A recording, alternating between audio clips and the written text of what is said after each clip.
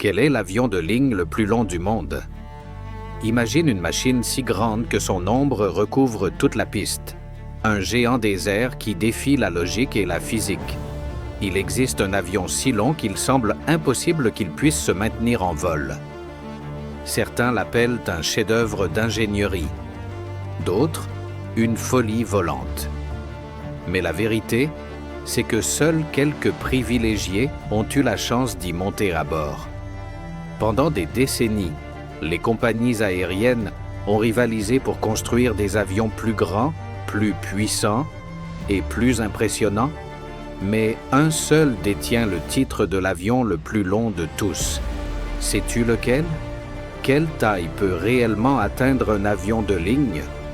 Aujourd'hui, tu vas le découvrir. Prépare-toi pour un voyage hallucinant. Les avions de ligne sont des appareils conçus pour transporter des passagers d'un point à un autre de manière rapide, sûre et efficace.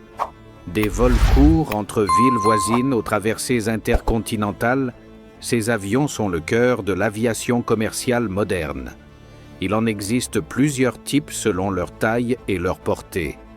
Régionaux, plus petits, idéaux pour les vols courts.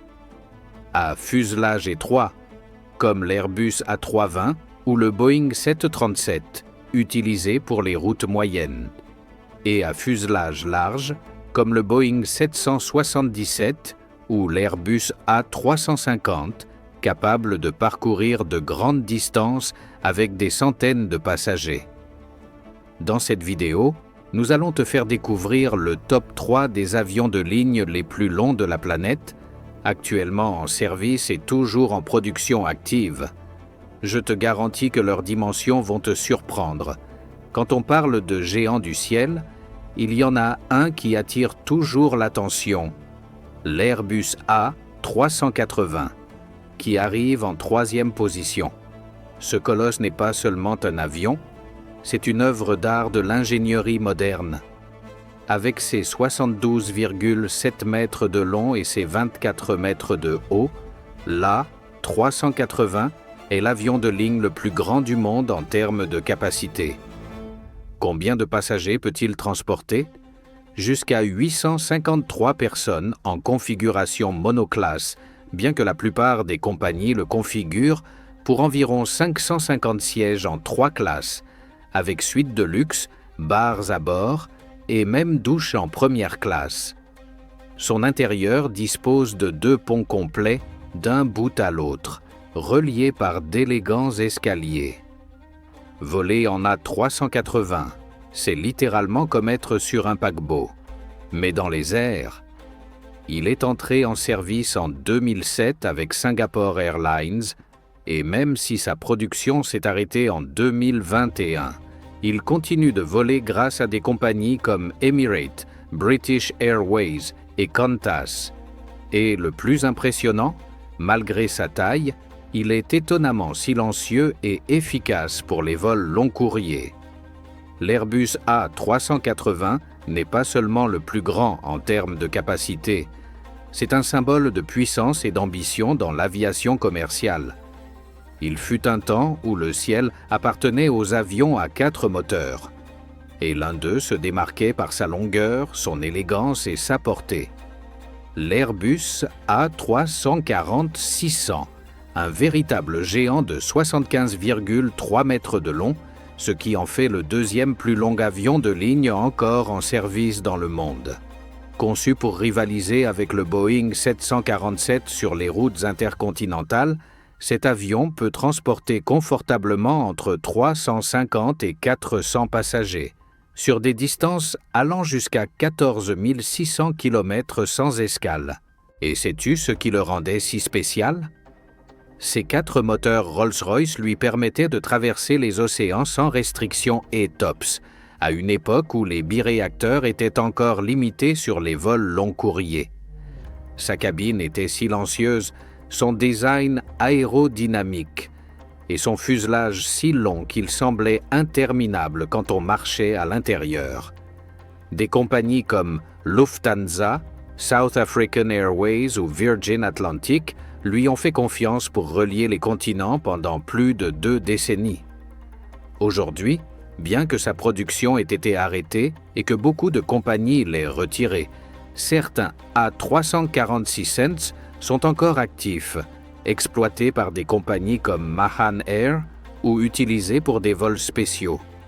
L'Airbus A346 Cents n'est peut-être pas le plus moderne, mais il reste un monument volant du luxe, de la robustesse et du design d'une autre époque. Mais ce n'est pas tout. Sais-tu quel est l'avion de ligne le plus long du monde? Quand on parle de longueur, le Boeing 747-8 remporte la couronne. Surnommé par beaucoup la reine des cieux, le 747 a marqué des générations depuis son lancement en 1970. Mais sa version la plus moderne et la plus longue, le Boeing 747-8 Intercontinental, pousse cet héritage à un tout autre niveau. Avec une longueur de 76,3 mètres, le 747-8 détient le titre de l'avion de ligne le plus long du monde actuellement en service. Il dépasse même les normes A380 sur ce point, bien que pas en capacité. Ce géant peut transporter environ 410 passagers dans une configuration typique à 3 classes, et il a une portée de près de 15 000 km, idéal pour relier des villes comme Londres et Hong Kong sans escale. Visuellement, il est inimitable, avec sa célèbre bosse à l'avant qui abrite un second pont partiel, une signature qui le distingue de tous les autres avions. Le 747-8 combine la puissance de l'héritage avec l'efficacité du futur. Moteur plus silencieux, matériaux plus légers et aérodynamisme amélioré. Bien que Boeing ait annoncé la fin de sa production en 2023, le 747-8 continue de voler avec des compagnies comme Lufthansa et Korean Air, prouvant qu'il existe des avions qui ne font pas que voler. Ils écrivent l'histoire. Cependant, l'avenir promet encore plus. Le Boeing 777-9, qui fait partie de l'innovante famille 777X, n'est pas un avion comme les autres. Avec 76,7 mètres de long, il sera, lorsqu'il entrera en service, l'avion de ligne le plus long jamais construit. Oui, encore plus long que le mythique 747-8. Conçu pour combiner une capacité massive avec une efficacité de nouvelle génération, le 777-9 pourra transporter jusqu'à 426 passagers dans une configuration à 2 classes, avec une portée de plus de 13 500 km. Le plus impressionnant? Ses ailes repliables. Oui, tu as bien entendu.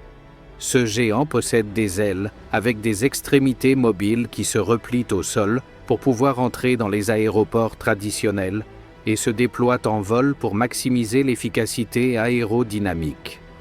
Il est équipé des moteurs GE9X, les plus grands jamais montés sur un avion commercial, qui lui permettent d'être plus silencieux et de consommer moins de carburant que ses prédécesseurs. Bien que son entrée en service ait été retardée, elle est prévue pour 2025. Des compagnies comme Emirates, Lufthansa et Qatar Airways l'ont déjà ajouté à leur liste de futures stars. Le Boeing 777-9 n'est pas seulement un avion, c'est le pont entre le présent et l'avenir des vols commerciaux. Mais alors, qu'en est-il du reste des avions commerciaux? Tout dans l'aviation commerciale ne se résume pas à des géants avec des centaines de sièges. Parfois, ce sont les plus petits qui accomplissent la tâche la plus importante. T'emmener là où les grands ne vont pas. À l'autre extrémité, on trouve les avions commerciaux les plus petits du monde qui transportent encore des passagers chaque jour. L'Airbus A318 est un avion très spécial. Le plus petit de toute la famille A320 est l'un des avions de ligne les plus compacts jamais construits par Airbus. Il est si petit qu'on l'appelle le « Baby Bus ». Avec seulement 31,4 mètres de long, c'est le petit frère des A319, A320 et A321. Mais ils conservent presque tous leurs avantages. Cabine moderne, 2 moteurs efficaces et technologie fly-by-wire. Il peut transporter de 107 à 132 passagers, ce qui en fait une excellente option pour les aéroports avec des pistes courtes ou une demande réduite. Et sais-tu ce qui le rend unique? C'est l'un des rares jets commerciaux capables de décoller de l'aéroport de London City, célèbre pour sa piste extrêmement courte et son angle de montée abrupte. Bien que sa production ait été limitée, moins de 80 unités construites, certaines compagnies comme Air France ou British Airways l'ont utilisé sur des routes spéciales. Aujourd'hui, beaucoup ont été retirés, mais certains survivent comme jets d'affaires de luxe ou vols privés VIP. Savais-tu qu'il existe encore un avion de ligne plus petit que celui-ci? Oui, tu as bien entendu. Je parle du Boeing 337-200. Lancé en 1968, c'était le deuxième modèle de la famille 337, après le 330-700, et le premier à connaître un véritable succès.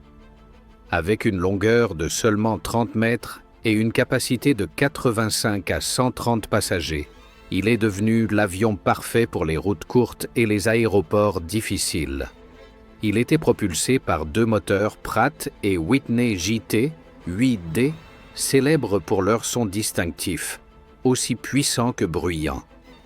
Mais ce qui le rendait vraiment unique, c'était sa robustesse et sa polyvalence. Il a volé dans des déserts, des jungles, sur des pistes en gravier et même dans l'Arctique.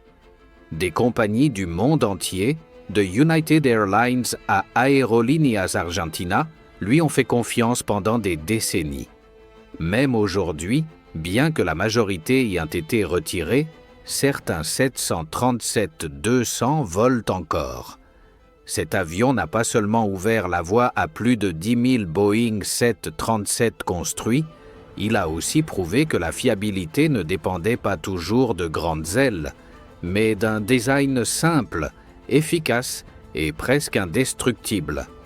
Et surprise, nous n'avons toujours pas atteint l'avion le plus court du monde. Un autre des plus petits avions commerciaux est l'Embraer E170. Ce petit géant brésilien ne mesure que 29,9 mètres de long, mais il possède tout ce que tu attends d'un avion moderne. Moteur silencieux, cabine spacieuse et même des couloirs aussi hauts que ceux d'un Airbus ou d'un Boeing. C'était le premier modèle de la très réussie famille E-Jet d'Embraer et il peut transporter entre 66 et 78 passagers, selon la configuration. Idéal pour les routes de 1 à 3 heures, il est devenu le favori des compagnies régionales aux États-Unis, en Europe et en Asie. Des compagnies comme American Eagle, Air France Up ou Elliott Polish Airlines l'utilisent chaque jour pour alimenter leurs hubs principaux, reliant les petites villes aux grandes métropoles. Et même s'il est petit, l'E170 donne la sensation d'un grand avion à l'intérieur. Il n'a pas de siège du milieu, seulement 2 à 2, et son design moderne le rend plus silencieux, plus efficace et plus confortable que de nombreux modèles plus anciens. Avec plus de 1600 avions E-Jet livrés, y compris E170, E175, E190 et E195, Embraer s'est imposé comme l'un des géants de l'aviation régionale. L'E170 ne cherche pas à être le plus long ni le plus luxueux. Sa mission est simple mais vitale, t'emmener là où les autres n'arrivent pas. Des géants comme l'Airbus A380, qui défient le ciel avec leurs 73 mètres de long, au compact et agile Embraer E170 et Airbus A318, qui relient des communautés isolées et rendent possible le transport aérien sur des pistes courtes et complexes, l'aviation commerciale est un monde rempli de contrastes fascinants. Des avions dépassant les 70 mètres côtoient d'autres qui n'atteignent même pas les 30, tous conçus dans un but clair, nous emmener plus loin, plus vite et plus en sécurité. Qu'il s'agisse de parcourir de grandes routes internationales ou de traverser de petites régions, chaque avion a son histoire et sa place dans le ciel. Derrière chaque vol, il y a un avion conçu pour t'emmener exactement là où tu dois être. Quel avion a attiré ton attention? Laisse ta réponse en commentaire et si tu as aimé cette vidéo, abonne-toi pour plus de contenu sur l'aviation, la science et la technologie. On se retrouve au prochain décollage. À la prochaine!